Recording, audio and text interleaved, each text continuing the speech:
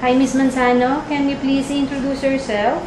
Today, Sir Madam, I'm Marieta Manzano, 33 years old, single, high school graduate. I work experience in Dubai 4 years as domestic helper. I serve one couple and two children. May we know your main duties from your previous employer? My main duties are doing household chores and taking care of the children. Alright. May we know your working time abroad?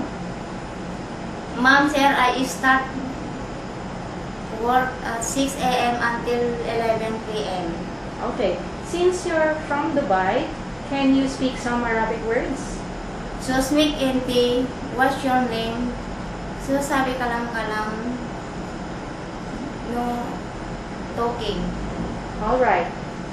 How about some Arabic foods? Can you cook?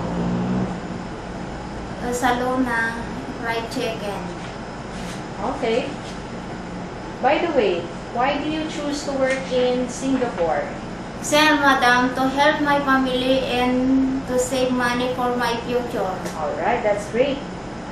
Now, what is the most important thing in taking care of the children? Sir, madam, for them to be always safe.